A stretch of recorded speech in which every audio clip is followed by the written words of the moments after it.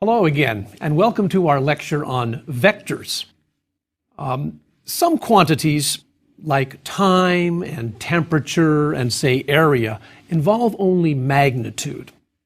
But yet in science and mathematics and engineering, there are other quantities that have both a magnitude and a direction. For instance, velocity. Not only is there a magnitude to the velocity, faster versus slower, but there's a direction. Which way are you pointing? Acceleration has both magnitude and direction. Force. In engineering, force is not only the certain magnitude of the force, but in which direction are you applying the force? And those are different. So vectors are used to describe this situation where you have a quantity that has both magnitude and direction.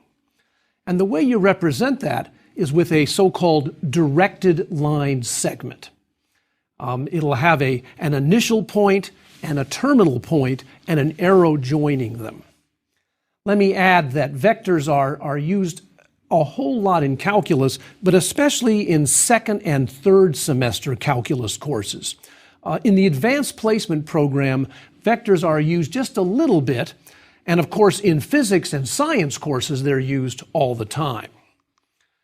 So let's talk about the setup for vectors. Imagine a point P and a point Q joined by a directed line segment. P will be called the initial point, Q the terminal point, and we indicate that by an arrow on that directed line segment showing the direction from P to Q. A very common notation for this is the set of letters PQ with an arrow on top to indicate that it's a vector. These vectors have length, and in a minute we'll calculate the length of some vectors, and that's usually denoted by two vertical lines around the vector PQ. That said, in many textbooks that notation is different. Sometimes it's just single vertical lines, like the absolute value symbol. So please check your textbook or the manual that you're reading in order to be sure about the notation.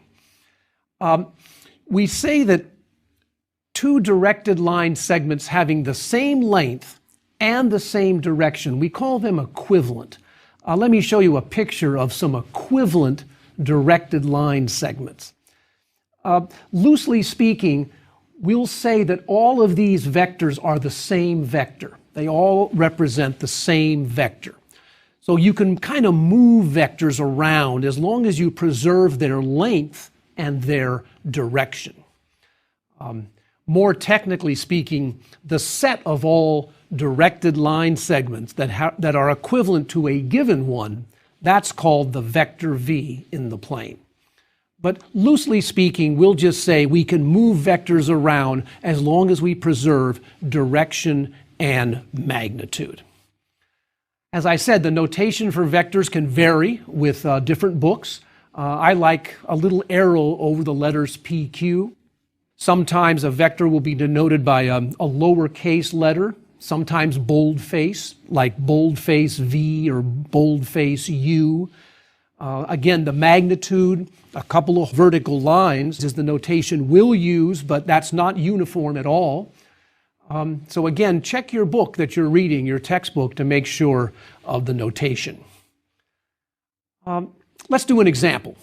Let's talk about how to represent a given vector and verify, in fact, that two vectors are equivalent. So imagine the following scenario. The point P and the point Q are joined, where P is the origin 0, 0, and Q is the point 3, 2. And then consider another directed line segment joining R and S, where R is 1, 2, and S is 4, 4. Here's a picture of that situation. I have two directed line segments, one beginning at the origin and going out to 3, 2, and the other one begins at the point 1, 2 and ends at 4, 4. Now they kind of look equivalent in this picture, don't they? They look like they have the same length and the same direction. Let's actually prove that using some of our pre-calculus skills. To show they have the same length, we would find the distance between the endpoints. So the length of PQ would be 3 minus 0 squared plus 2 minus 0 squared, all square rooted. That's the Pythagorean theorem. And you get 9 plus 4, or the square root of 13. For RS, you would get, similarly, the square root of 4 minus 1 squared plus 4 minus 2 squared, all square rooted. Now, and that also gives the square root of 13. Okay, so they have the same length. What about the slopes of these two lines? They'd be pointing in the same direction if they had the same slopes. Well, remember what slope is. Change in y over change in x. So for PQ, the slope is 2 minus 0 over 3 minus 0, or 2/3. And the slope of RS turns out to be the same, 4 minus 2, difference in the y values, divided by 4 minus 1, again 2/3. So those directed line segments are equivalent. They represent the same vector. Now, one of those vectors in that picture, PQ, started at the origin. Its initial point was at the origin. We call that standard position. And if you're in standard position, then the terminal point determines uniquely that vector. And so the coordinates of that terminal point are very, very important. And you indicate that vector as, with brackets now, V1 comma V2. And that indicates the terminal point of a vector in standard position. Okay? V1 and V2 are the components of your vector in standard position. For instance, the origin, not a very interesting vector, its coordinates are 0, 0. It's the vector 0, 0. It has no length and no direction, really. In that previous example, the vector represented by PQ in standard position would be given by 3, 2, using brackets to indicate that it's a vector. By the way, that notation is also not consistent across all textbooks, but we'll use brackets to indicate that it's a vector. If we use parentheses, then it's the point 3, 2. But with these brackets, it's the vector 3, 2. Okay, so let's describe the technical definition now of the component form of a vector. If the initial point is P1, P2, and the terminal point is Q1, Q2, then the vector PQ is given by Q1 minus P1, comma, Q2 minus P2. That would be the component form of our vector V, joining those 2 points. And its length, its magnitude, using the vertical lines, would be nothing more than Q1 minus P1 squared plus Q2 minus P2 squared, all square rooted. All right, some more notation and definitions. If a vector is length 1, if its magnitude is 1, it's called a unit vector, and we'll be using unit vectors in a moment. And of course, a vector is the 0 vector if and only if its length is 0. That's kind of a nice way to show that a vector is the 0 vector. And I can't stress enough that in calculus and in physics and in engineering and in science, people deal with vectors all the time. In this lecture, we'll talk about vectors in the plane. We're talking about planar vectors, two-dimensional situation. But in real life, of course, we're living in 3 dimensions. And so there's a whole world of 3-dimensional vectors out there that is beyond the scope of these lectures. Let's illustrate some of these ideas with a quick example. Let's find the component form and the magnitude of the vector that it has initial point 4 minus 7 and terminal point minus 1, 5. Okay. Here I've drawn the situation. There's 4 minus 7 where the vector starts, and it finishes up at minus 1, 5. Well, here's how we go. P is 4 minus 7, and that's P1, P2. Q is minus 1, 5. That's Q1, Q2. So we subtract. V1 is Q1 minus P1, or minus 1 minus 4 minus 5. V2 is Q2 minus P2, 5 minus a minus 7, or 12. So in standard position, we have the component form minus 5, 12. Here's a picture of that. There's the original vector PQ, starting at 4 minus 7 and finishing at minus 1, 5. We've now constructed an equivalent vector, an equivalent directed line segment starting at the origin and going to minus 5, 12. That's the same vector. What's its length? Well, the Pythagorean theorem again, minus 5 squared plus 12 squared, that gives the square root of 169, which is a perfect square. That's a 13. All right. So kind of a nice picture, I think. You're given the beginning point and the end point, the initial point and the terminal point, and in a sense you kind of move the vector so that it begins at the origin. And then those coordinates minus 5, 12, the coordinates of the end point, of the terminal point, are the components of the vector. Okay. So where did all these vectors come from? Well, it has a long, complicated history. Let me just name 3 mathematicians that worked a lot in what we call vector calculus and the development of the theory of vectors. Hamilton, an Irish mathematician, Grassmann, the German mathematician, and the American Joshua Willard Gibbs all had a lot of input into developing vectors. Today, vectors play a role all over science, thanks in part to these 3 great mathematicians. Now, you can combine vectors. For instance, the sum of vectors or multiplying a vector by a real number. Let's do the definitions, and then I'll show you some examples. Suppose you have the vector u1 comma u2, and I'll denote that vector u. So u equals in component form u1 comma u2, and in a similar fashion v is v1 comma v2. How do you add them? U plus v, you add the components. Thank goodness, it's a pretty easy definition. u1 plus v1 comma u2 plus v2. How do you multiply them by a real number? Again, it's pretty simple. A real number times a vector is multiply the individual components by that real number. And by the way, in this business, they don't say multiply by a real number. They make things more complicated. They call that scalar multiplication. So you can multiply by a scalar, and that's a fancy way of saying multiply by a real number. So given a vector, or given 2 vectors, you can add them or you can multiply them by scalars. Here's a picture of what that scalar multiplication does to a vector. It's kind of a neat picture, I think. Here we've drawn a vector v in arbitrary position. It has a certain direction and a certain length, and then we've tried to indicate what 1/2 v would look like. Well, it would be the same direction. When you multiply by a scalar, you don't change the direction, you just change the magnitude, the length of the vector. So 1/2 v would be half as long, 2v would be twice as long. What about minus v?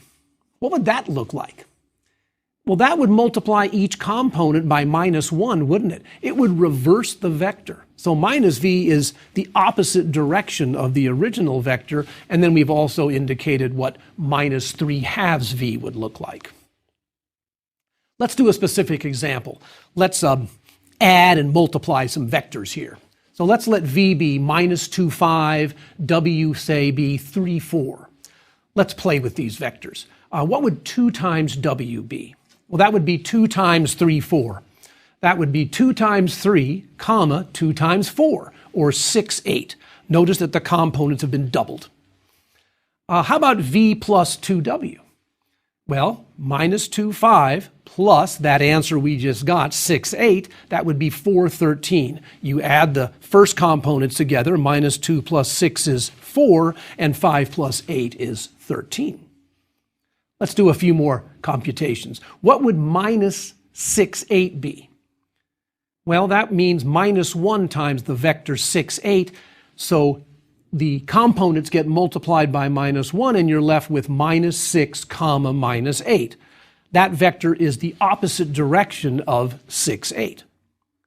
What if you were to add those two vectors together? Add 6, 8 with that new vector, minus 6, minus 8. What do you get? Right, 0, 0.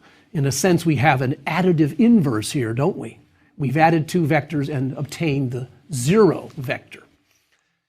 Now here's a picture of some of these vectors kind of put together in an interesting way. Notice I've drawn the vector v starting at the origin and going out to the point minus 2, 5. Our original vector v was minus 2, 5, so in standard position it would look like that. Then we calculated the vector 2w. If you remember, that vector was 6, 8. Well, I've drawn that vector, but I've moved it off the origin. I don't have it in standard position. It's been displaced in a parallel fashion. The directed line segment going from the point minus 2, 5 up to 4, 13 is equivalent to 2w.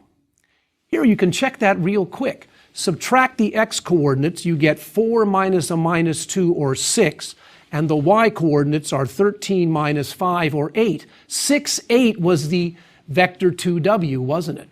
So I've drawn v and 2w, and notice that 2w's initial point is placed at the terminal point of v. And this is the geometry of vector addition.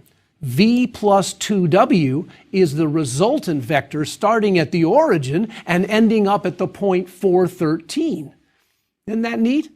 So you can represent vector addition by these triangle diagrams.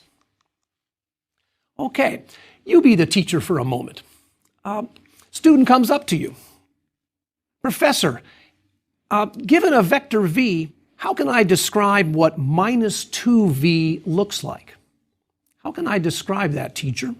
How would you answer the student? Given a vector v, describe minus 2v. Well, I'd try to do it this way. First of all, I'd say the new vector is twice as long as the old vector because it's 2v, but there's a minus sign, so it's in the opposite direction. Twice as long, opposite direction. And then I'd show an example to the student. I think a lot of learning takes place when you show examples. For example, if v is the vector 1, 3, then minus 2 times v would be minus 2 times the vector 1, 3, which is minus 2 minus 6. And here's a picture of that. There's the vector 1, 3, and then the vector minus 2 minus 6. You see that it looks a lot longer, and it's in the opposite direction. All right, good. I think we're comfortable with adding vectors, multiplying them by a scalar. Let's now move to something called unit vectors. And this will play a big role in the rest of this lecture and next lecture as well. Imagine the vector minus 6 minus 8. Okay, the vector minus 6 minus 8. It's not a unit vector. And by unit vector, I mean a vector of length 1. It's not length 1. In fact, what is the length of that vector? Well, let's do the usual trick. Its magnitude, its length, is minus 6 squared plus minus 8 squared, all square rooted, 36 plus 64, square root of 100, or 10.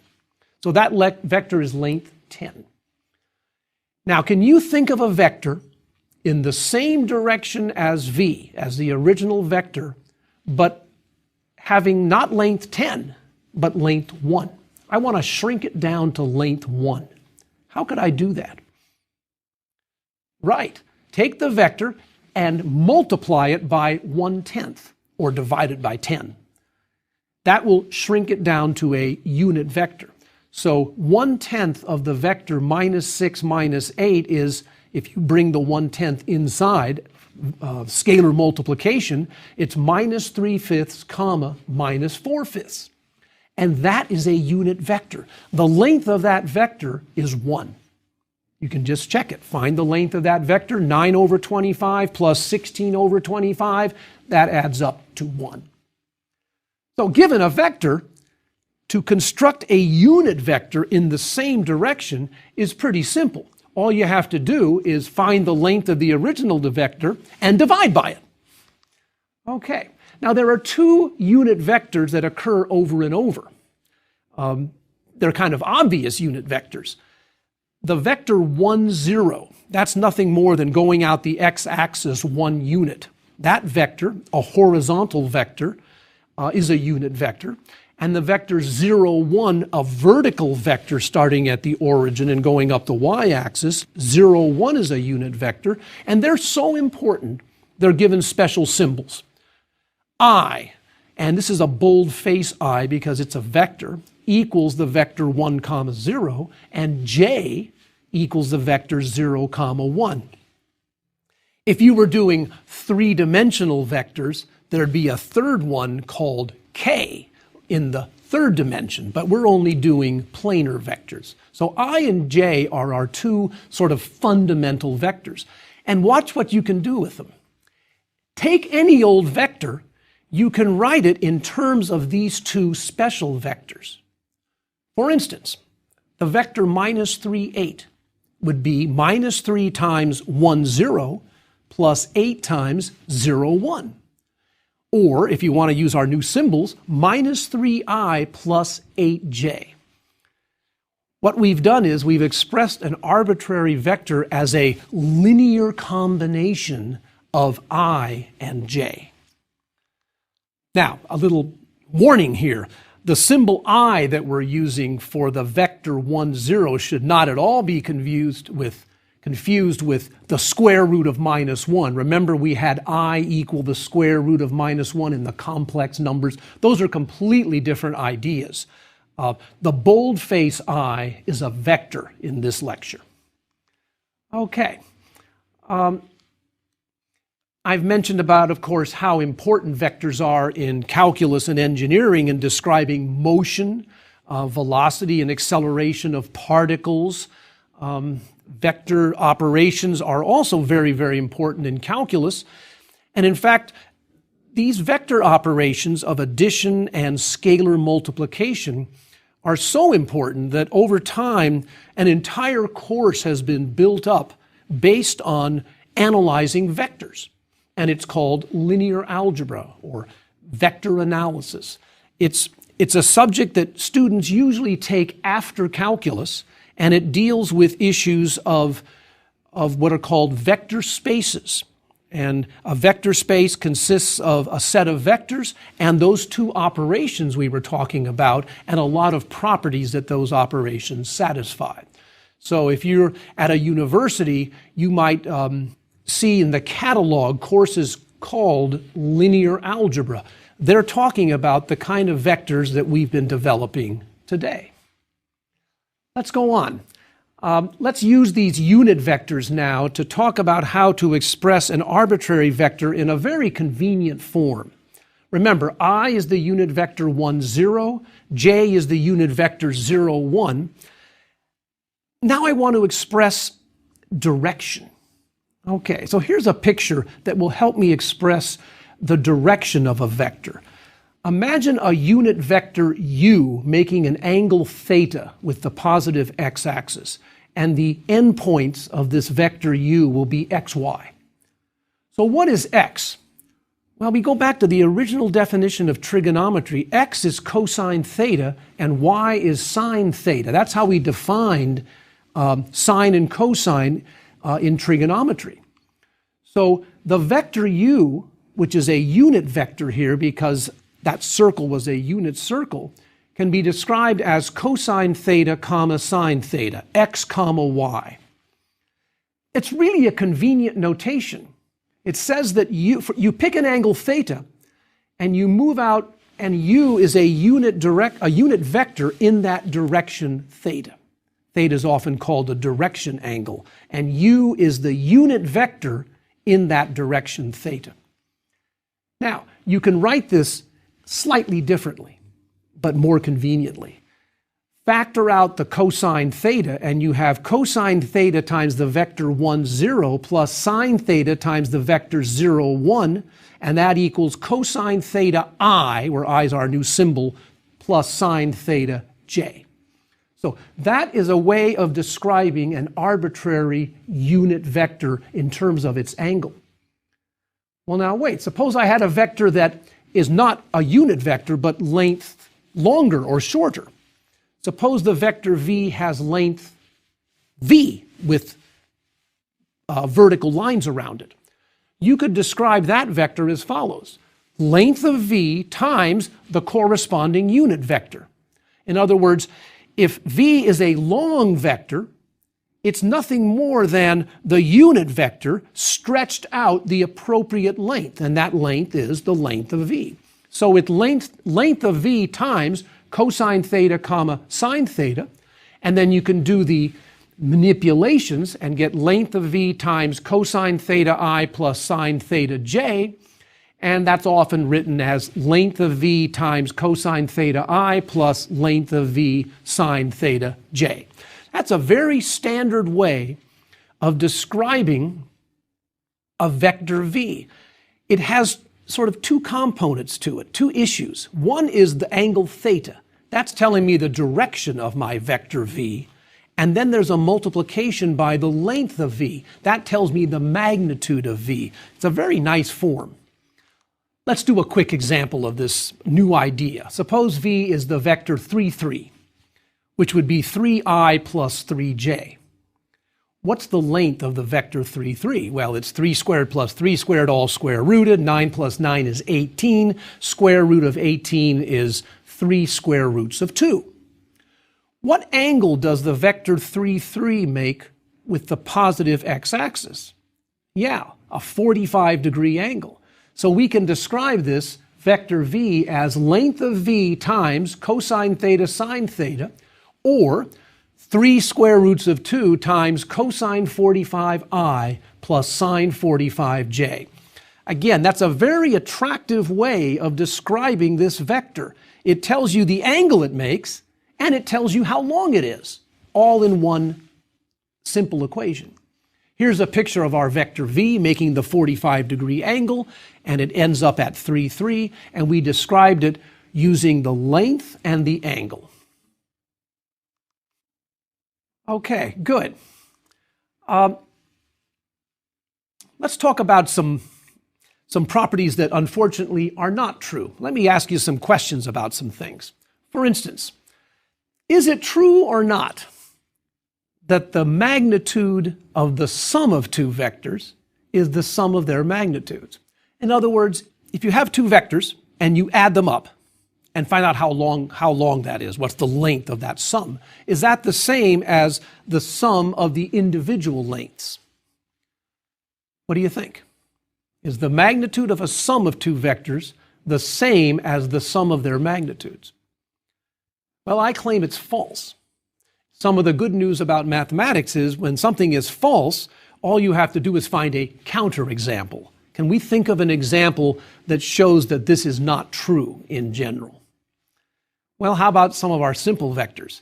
What if we take the vector I, which is 1, 0, its length is 1, and the vector j, its length is also 1. I is along the x-axis, j is along the y-axis. Each is a unit vector. What about their sum? Well, their sum is 1, 0 plus 0, 1, or the vector 1, 1. And what's the length of the vector 1, 1? Well, that would be 1 squared plus 1 squared, all square rooted, or the square root of 2, which is not 1 plus 1. So we've shown a counterexample to this idea that the magnitude of a sum is not the sum of the magnitudes. Too bad, but it's just not true. It's another question for you. Given an arbitrary vector, how can you find a vector in the same direction but of length 1? In other words, a unit vector in the same direction. Well, we've seen how to do this, I think, but let's formalize it. You're given a vector v. It's a long vector, say. It's not length 1 necessarily. And you'd like to have a vector in the same direction but length 1. What do you do? Well, here's what I would do. I would find the length of v, and then I would divide v by its length, producing a new vector. That vector is in the same direction as v. It's just a scalar multiple of the vector. But this new vector, which I'll call u, turns out to be a unit vector. The length of u is now 1. How about a vector that's a unit vector but in the opposite direction? Right. Just take minus u, and that would be in the opposite direction of u. Okay, good going. We spent a lot of time on vectors, a full lecture on them. Not nearly enough time to talk about all the interesting properties of vectors. I invite you to look at and even a calculus book on vectors, because in many calculus books, the chapter on vectors doesn't use any calculus. It uses just the ideas that we started today. Next lecture, we're going to continue this study of vectors, and we're going to do a combination of some really interesting ideas. We're going to bring in our friends, the complex numbers, and we're going to see how ideas related to vectors can combine with complex numbers and trigonometry. And we'll be able to do things like this. Find the cube roots of a number, the 3 cube roots of a number, even if those cube roots might be complex. And then I'll also show you next time, perhaps without derivation, one of the most beautiful and amazing formulas in mathematics. It's a formula that involves some of the most important constants in all of science and math. It involves pi, which we love since we took geometry, the number e, which we've seen in our study of logarithms and exponents, and the number I, square root of minus 1. Those 3 numbers are all inside the same formula. So I look forward to seeing you next time. Thank you.